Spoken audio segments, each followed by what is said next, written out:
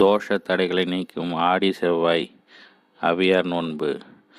அவியார் நோன்பு ஆடி மாதத்தில் ஏதாவது ஒரு செவ்வாய்க்கிழமையில் கடைபிடிக்க விரதமாகும்.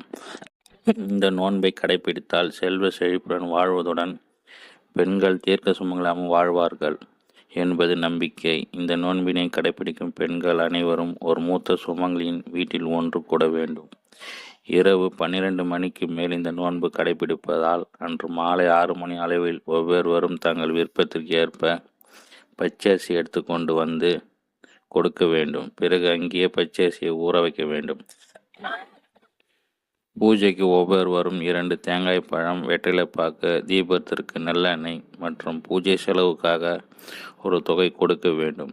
பிறகு 9 மணி அளவில் ஊறிய அரிசியை அவரவர் கொடுத்த அரிசிக்கு ஏற்ப மாவு பெற்று தனித்தனியாக தண்ணீர் விட்டு உப்பு போடாமல் பிசைந்து மாவிளக்கு, பழத்தட்டு, பிள்ளையார் அடை போன்ற விதவிதமான செய்து இட்லி கொப்பரில் வேக வைத்து அவரவர் கொண்டு வந்த பாத்திரத்தில் வைக்க வேண்டும்.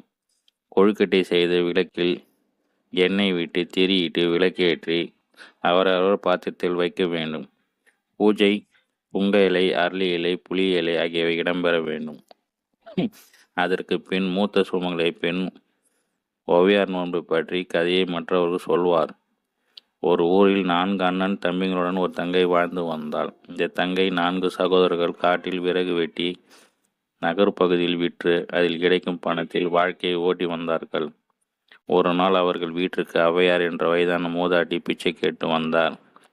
அப்பொழுது அந்த தங்கையானவள், பாட்டி, நாங்களே மிகவும் வறுமையில் இருக்கிறோம். என் சகோதரர்கள் காற்றுக்கு விறகு வெட்டி அதை விற்று பணம் கொண்டு வந்தால்தான் இன்றைய பொழுது போகும். உங்களுக்கு கொடுக்க என்னிடம் ஒன்றும் இல்லை என வருத்தத்துடன் கூறினாள்.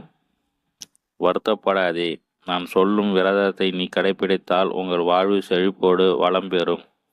இந்த நோன்பின் பூஜையை ஆண்கள் பார்க்கக்கூடாது என்று நோன்பின் விரதத்தை கூறினார். அவ்வையார் சொன்னது போல் தங்கையானவள் விரதம் இருந்த பூஜை செய்யும் போது அவர் சகோதரர்கள் ஒளிந்து இருந்து பார்த்தால் அவர்கள் கண்பார்வை மங்க ஆரம்பித்தது. எனவே தான் இந்த நோன்பினை ஆண்கள் கலந்து கொள்ளக்கூடாது என்பது வரலாறு. பூஜையில் சமர்ப்பித்த கொழுக்கட்டைகளை ஆண்கள் சாப்பிடக்கூடாது. இந்த நோன்பி பலனால் அந்த பெண்ணின் குடும்பம் செல்வ செழிப்பும் வளர தனது சகோதரி ராஜகுமாரன் போன்ற வசதி படைத்தவனுக்கு திருமணம் செய்து கொடுத்தார்கள். அதன் பின் 4 சகோதரன் திருமணம் நடைபெற்றது. தனது அண்ணன்களின் அந்த பெண்கள் ஔவையார் நோன்பினை கடைபிடித்து சொன்னாள். சில மாதங்கள் சென்றன.